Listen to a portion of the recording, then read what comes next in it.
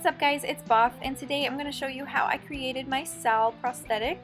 Basically, this entire video is going to be showing you how I painted it, how I did some of the shading and the different effects on it, how I cut the eyes. It does not have anything to do with the buckles or any of that sort of thing, but when I do work on doing that to my mask, I will do a tutorial for it. So I did get both of these masks from Amazon, so I will put the link in the description below. I was a little pissed off because this one actually came cracked.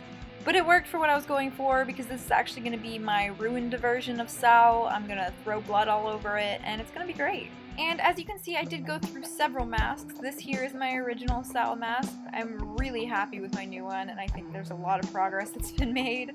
But if my current mask isn't your style, there are these 3 different ones that I've seen a lot of people have. And you know, you can just use these same methods to any form of mask and go from there. So I got some basic acrylic paint from Michael's for this tutorial. You can of course just get a purple. I got a brilliant purple and a light blue violet, and I mixed the 2 together because I really liked the color that it made and I thought it fit Sal's mask perfectly. But that's just because I'm super picky and I pick my shades super picky, so if it's not for you, that's fine. Just get a basic purple and you can go from there. It's always good to have black and white on hand, even though I don't actually use that in this tutorial, but if you want to make your purple darker or lighter, you can always use those colors to change the shade. I did put a red shade here for reference, just in case you want to use that to create any sort of blood, anything like that. And then basically I have some ink pens, a blending stump, paintbrushes, a pencil, and a box cutter. Just in case, have a range of sizes in terms of paintbrushes, because you can use it to add little details and stuff like that if you're not good with a big one. So first things first, we're going to cut around the eye hole of the mask. Basically, Sal has a bit of a rounder shaped eye rather than this weird oval almond shape. So we're going to cut them a little bit wider, and as you can see, I did sketch it with pencil first, just so I know where I'm cutting. Please do be very careful, guys. I have cut myself with a box cutter so many times, more times than I can count, so just keep your fingers safe, please.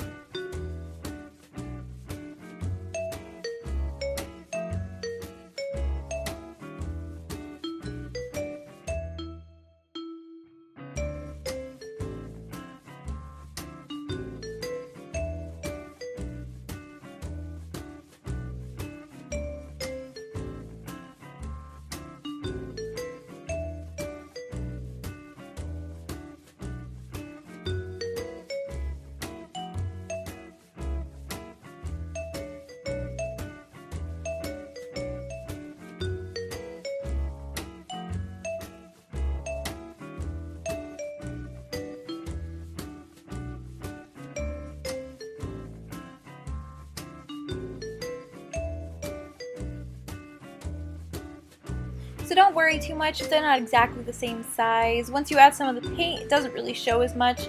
If you're a perfectionist like me, you can always go back and cut it up again later. So now we're going to work on the purple part of his prosthetic. I don't know what you want to call it. Basically, it starts towards the front of the brow and goes up in this weird, almost kind of curvy shape. Not exactly.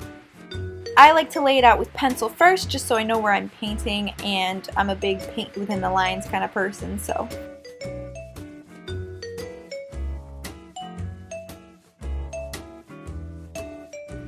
The little bandages type things that are on the mask are kind of just a fun addition. You don't really have to add them. I just kind of like it for the aesthetic, and I think it just kind of adds character to the mask, you know? Our boy Sal's been through a lot, guys.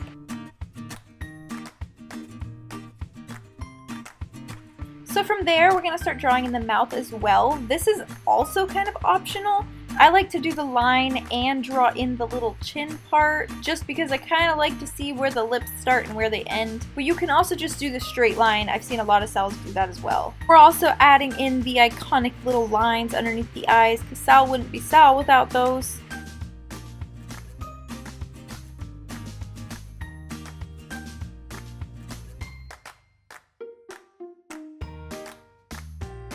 So next we're going to mix our paints. I'm going to do a little glob of the purple and a little glob of the violet. And from there I basically just mix the two together. No certain amount, basically the same amount is mixed together. His mask isn't entirely purple and it isn't entirely violet, so I really like the mix that these two make.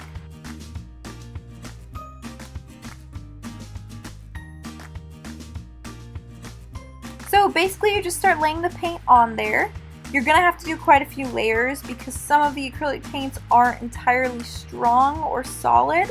They come across a little streaky, which isn't really the effect we want. We don't want it to look painted. So as you can see, I'm completely filling it in, and then I go in later and I touch it up a little bit.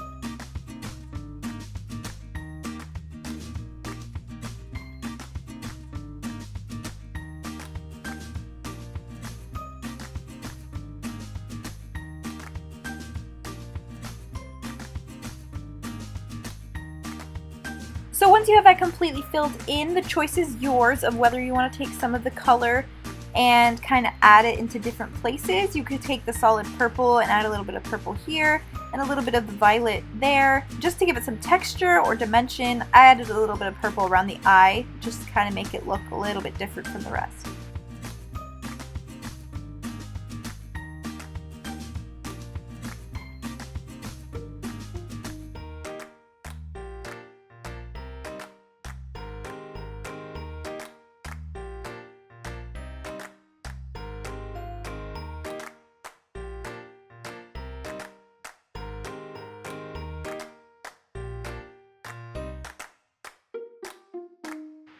And voila, we let it dry. So next we're going to go in with our ink pens. I use the Faber-Castell ones. You can use them as well. They are a little bit pricey. The only reason I have these is because I am an art major, so we're going to go in and we're going to trace over these pencil lines with the black. I like to try and start thin and go to thick within the middle just to kind of give it that comic-y looking effect and make it look kind of clean and precise.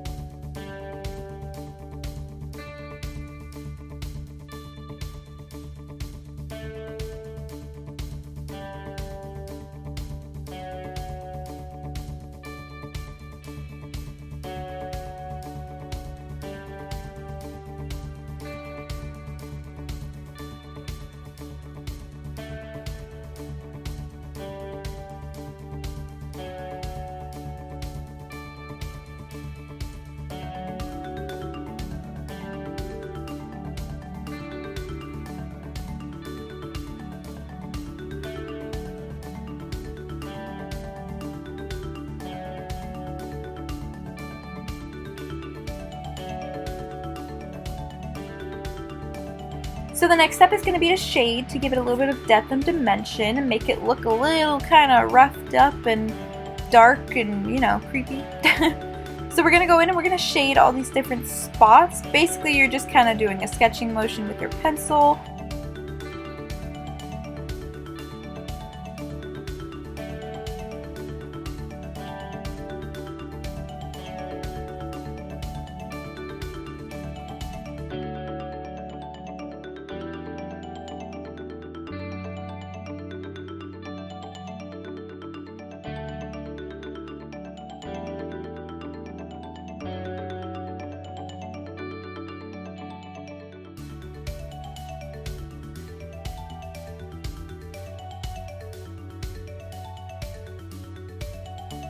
After you've done that, you're going to go in with your blending stump. Doesn't have to be a blending stump, it can be a piece of toilet paper rolled up, I've done that before, or honestly even your finger. And you're just going to kind of smudge it out to make it look a little bit ingrained in the mask, basically.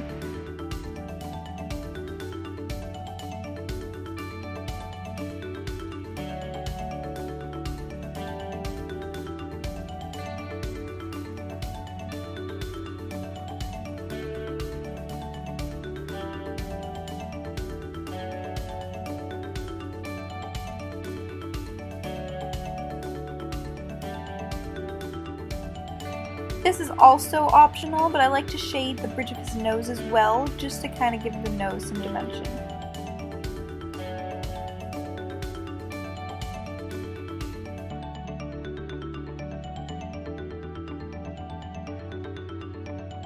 This, of course, is also optional, but I do take the white paint and I mix it with a little bit of the lavender color to paint in the little tape slash bandages, just to kind of make them look the color of the mask as well.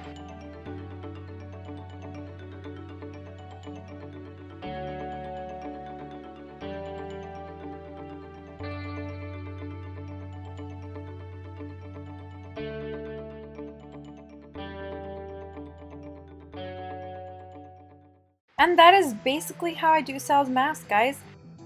I mean, it's not clean, it's not perfect, it's kind of a little rough, but this one I'm going to throw a ton of blood over because it is actually going to be my Murderer Sal mask, so I'm very excited for that. But yeah, basically those are the steps I took to create Sal's mask. I hope this tutorial helped, and I really hope that you guys can use it for planning your future Sal cosplay. I would also love to see it when you do, so if you post it anywhere, please tag me. I want to see your guys' greatness. Thanks again for watching, guys, and thank you so much for your support. It means the world to me and Jazzy. Bye out!